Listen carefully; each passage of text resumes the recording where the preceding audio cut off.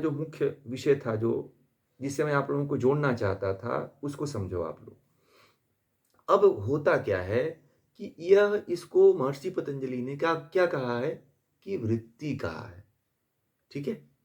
महर्षि पतंजलि ने कहा था कि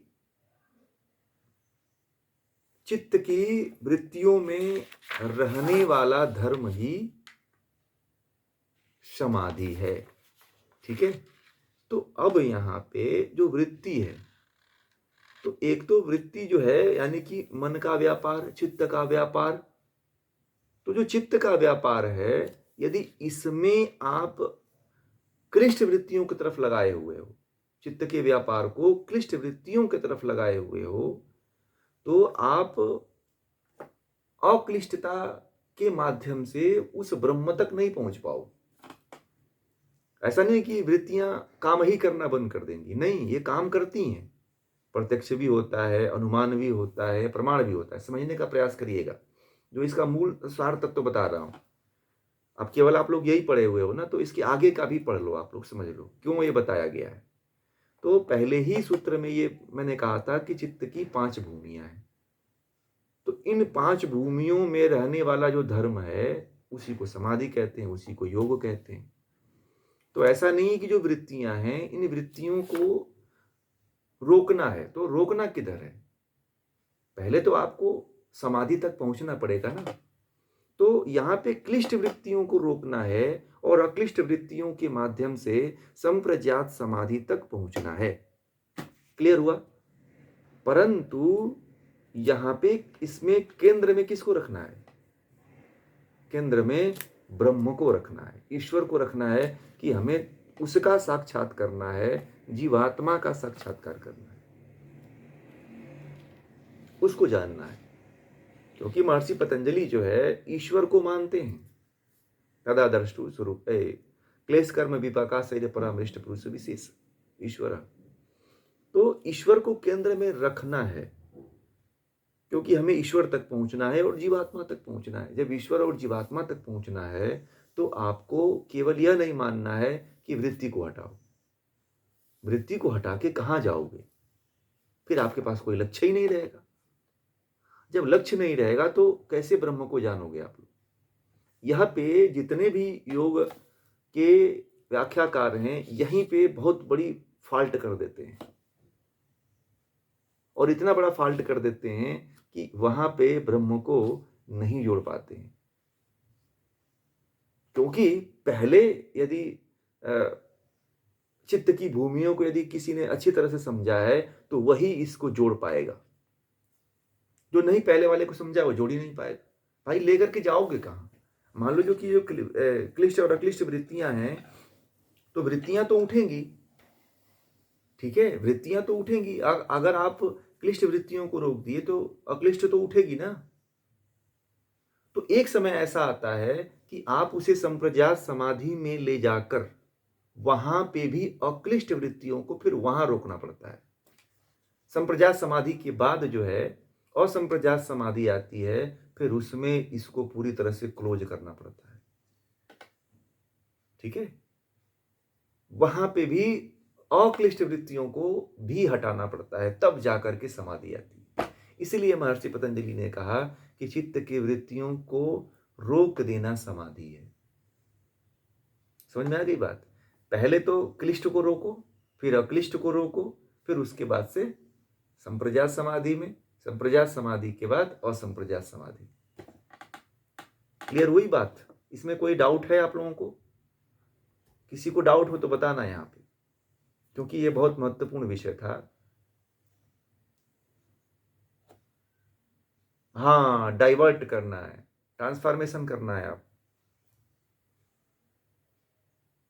इसको भी छोड़ देना है। तो वृत्तियों का पूरा नाश हो गया, पूरी तरह से वृत्तियां रुक गई। वृत्तियां आती हैं, आप समाधि में भी जाओगे ना तो भी वृत्तियां आती हैं। संप्रज्ञात समाधि में, सॉरी, संप्रज्ञात समाधि में भी जाओगे तो भी अक्लिष्ट वृत्तियां आती हैं। आप ध्यान करोगे ना तो वहां पे भी अक्लिष्ट वृत्तियां चलेंगी। यदि मान लो आपने क्लिष्ट को रोक दिया तो अक्लिष्ट तो चलती है। वह तो जब तक ब्रह्म का साक्षात्कार नहीं होता है तब तक चलती है। बात समझ में आ गई? तो कैसे रोकना? अब यहाँ पे क्लियर हुआ योग दर्शन, समझ में आ रहा है?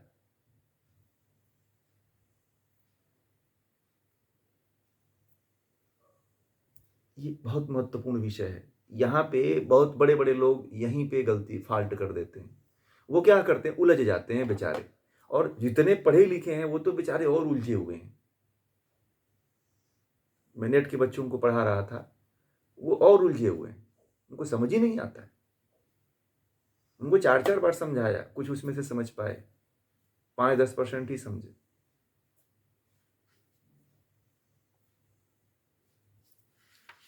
ये जो वृत्तियां हैं, वृत्तियों को बहुत कम लोग समझ पाते हैं। अब आप लोग समझिएगा, नहीं समझ में आता है तो उसको फिर इसके बारे में बात करिएगा, ठीक है? ऐसा मत सोचिएगा कि हमें समझ में नहीं आ रहा है। एक एक चीज को छोड़ना है। मैंने इसीलिए त्याग का उदाहरण दिया कि त्याग करना है। किसी किसी को तो क्लिष्ट वृत्तियों से भी प्रेम हो जाता है, मोह हो जाता है, पता है? कोई गलत कार्य करता है ना, तो गलत काम से ही उसको मजा आता है कि नहीं, यही मुझे आ रहा है, मैं इसको नहीं छोड़ूंगा, ठीक है? उसको मोह कहते हैं ना। तो महर्षि पतंजलि ने दो दो प्रकार की गुणों के आधार पे बताया ना, कि गुणों के आधार पे भी वृत्तियां होती हैं। तो एक सुख देती है, एक दुख देती है, एक मोह उत्पन्न करती है। तो व्यक्ति मोह में चला जाता है। मोह वृत्ति को त्यागना जरूरी है, ठीक है? मोह भी एक वृत्ति बताया है महर्षि पतंजलि ने। सुख भी एक वृत्ति है, दुख भी एक वृत्ति है। ध्यान रखना आप लोग। जो आप लोग सुख ले रहे हो, यह भी एक वृत्ति है। जो दुख भोग रहे हो, यह भी एक वृत्ति है। अब इन सबसे यदि छूट जाओगे ना, तो समाधि मिलेगी। कितनी ऊंची बात महर्षि पतंजलि जैसा योगी कहा है। आप उतरोगे ना इसकी गहराइयों में, तो सिर चक्कर देने लगता है। बड़े बड़े लोगों का चक घूम जाता है, ऐसे घूमने लगता है कि कितनी गहराई में लेके जा रहे हैं।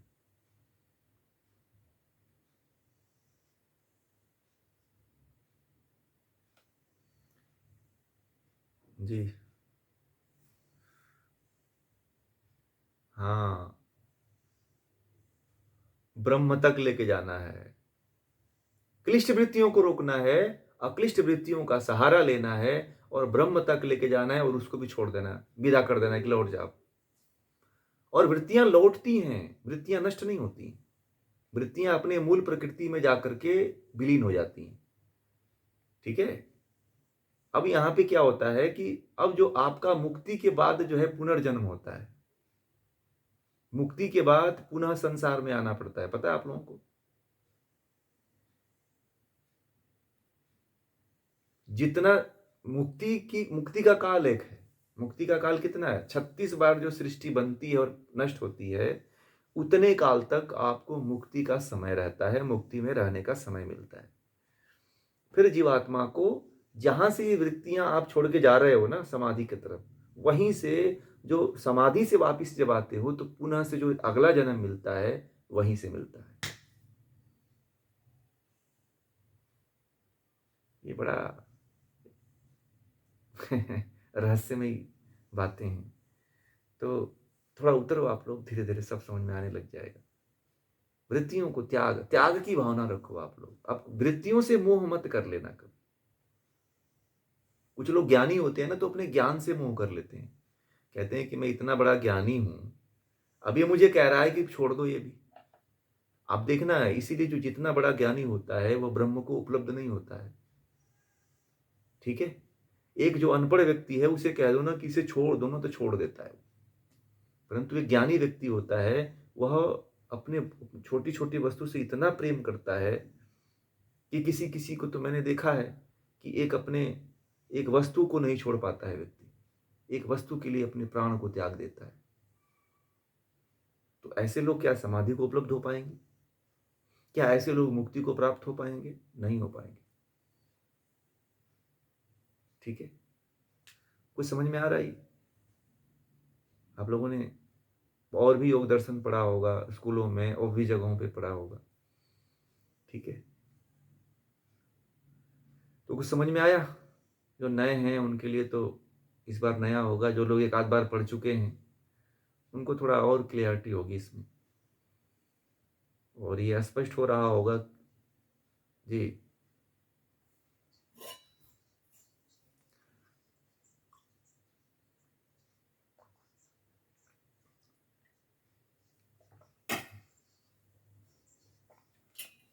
ऐसे ही है, अनुमान तो आप ऐसे ही कर रहे हो, ऐसे ही ये भी है। इससे थोड़ा ऊंचा है, गीता से भी ऊंचा है ये, गीता से ये बहुत ऊंची चीज है ये। तो थोड़ा सा गहराई में उतरना पड़ेगा। के मन के द्वारा मुक्ति दिलाते हैं महर्षि पतंजलि, चित्त के द्वारा मुक्ति तक पहुंचाने का प्रयास करते हैं। कोई दुनिया का ऐसा ऋषि नहीं हुआ जो चित्त के द्वारा हमें समाधि तक पहुंचा दे। चित्त से समाधि की यात्रा यदि कोई कराता है तो महर्षि पतंजलि कराते हैं। ठीक है। मोक्ष यदि कोई दिलवाने का साधन है, मैंने कल भी कहा था कि यदि आप जीवन में कभी भी यात्रा करोगे तो चित्त से ही करनी पड़ेगी, और कोई रास्ता है ही नहीं जिससे आप कर लो। और जितने रास्ते बताए गए हैं ना, उसमें बहुत बाधाएं हैं, इस रास्ता में कोई बाधा नहीं है। आप अपने मन के खुद मालिक हो और खुद चालक हो, खुद जो है ड्राइवर हो। आप गाड़ी चलाओगे तो पहुंचोगे, नहीं चलाओगे तो नहीं पहुंचोगे। ठीक है, समझ में आ गई बातें। जीवन बड़ा संकुचित चला आ रहा है, जीवन बड़ा भ्रमित होकर के जीता चला आ रहा है, और जो व्यक्ति इससे नहीं उठ पाता है फिर तो क्या उसको कहना। और आप लोग तो बड़े सौभाग्यशाली हो जो महर्षि पतंजलि के योग सूत्र को पढ़ रहे हो। ये भी आपके पूर्व जन्म के अच्छे संस्कार रहे होंगे, माता पिता के संस्कार रहे होंगे कि आप लोग इसको समझने के लिए स्थिर बने हो और प्रतिदिन इससे जुड़ रहे हो। ये बहुत सौभाग्य की बात है। आपके ऊपर परमात्मा की कृपा है, ये ध्यान रखना। ये मत समझना कि मैं बड़ा अभागा हूं, नहीं, बड़े ही आप लोग ईश्वर की कृपा दृष्टि में हो। ईश्वर ने आपके ऊपर कृपा किया है कि योग दर्शन जैसे ग्रंथ को पढ़ रहे हो। ठीक है ना, कभी हीन भावना मत लाना, क्योंकि ईश्वर की कृपा है। ऐसे ग्रंथ को जो पढ़ता है वह, उसका आज नहीं तो कल, इस जन्म में नहीं तो अगले जन्म में कल्याण होना ही होना है। और इस ज्ञान को और भी लोगों के साथ जोड़ो, और भी लोगों को जोड़ने इसमें जोड़ो। योग दर्शन में आप लोग इस योग दर्शन के बारे में जो ज्ञानी हैं व्यक्ति, उनसे चर्चा करो। मैं प्रश्न इसीलिए पूछने के लिए कहता हूं कि आप लोग चर्चा करोगे तो ज्ञान और बढ़ेगा। पढ़ करके सुन करके कथा के रूप में इसे मत बांचना, कथा के रूप में नहीं सुनना है, इसको प्रयोग के रूप में लाना है। ठीक है, तो आप कुछ आगे बढ़ पाओगे, समझ पाओगे, जीवन में कुछ घटित हो पाएगी, समाधि तक पहुंच पाओगे, है ना। जीवन में बहुत कुछ करना है, अभी संस्कारों को जागृत भी करना है, आगे भी बढ़ना है। तो योग दर्शन जैसे ग्रंथ को समझना अपने आप में बहुत बड़ी उपलब्धि है, और जो समझ गया वो बढ़ गया।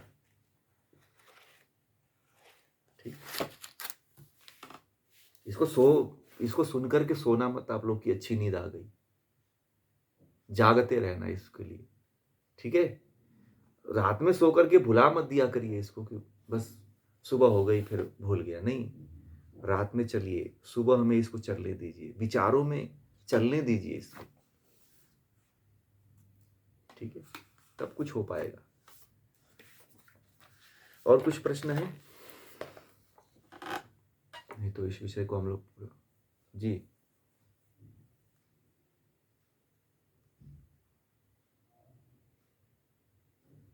नहीं आती है, नहीं है, कोई वृत्ति नहीं आती है। क्लिष्ट और अक्लिष्ट दोनों नष्ट हो जाती हैं।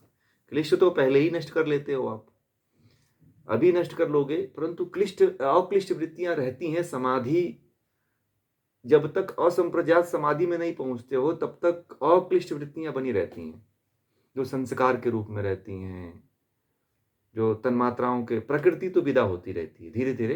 प्रकृति भी, प्रकृति जो मूल प्रकृति है मन का, इंद्रियों का, वो अपने मूल स्वरूप की तरफ लौटने लगती है, जाने लगती है।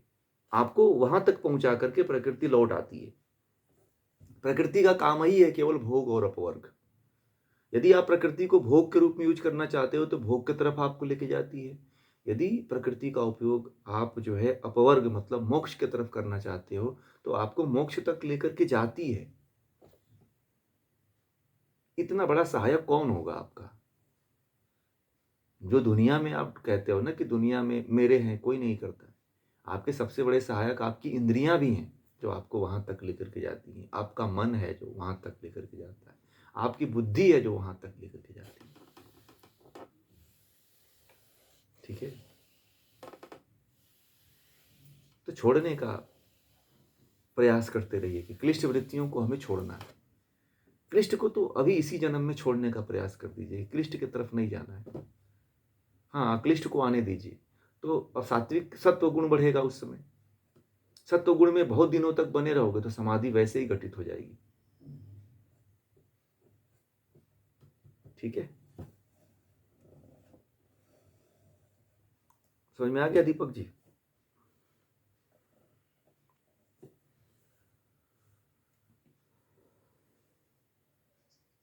जी, जी।